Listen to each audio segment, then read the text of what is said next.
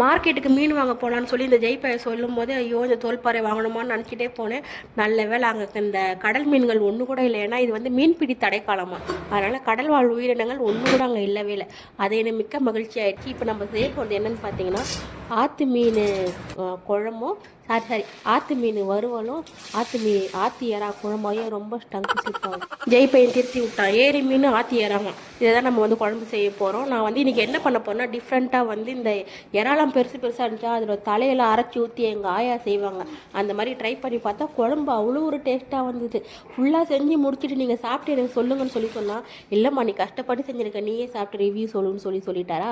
இப்போது நல்லதுரா சாமின்னு சொல்லிட்டு குழம்பு செஞ்சு நானே சாப்பிட்டு நானே போட்டு நானே எனக்கு டேஸ்ட்டு சொல்லிக்கிட்டு அவ்வளோ ஒரு ருசியாக இருந்துச்சு. என்ன குளிக்காமல் சாப்பிட்டுட்டா அதுதான் ஒரு மிகப்பெரிய மன வருத்தமாக இருந்தது.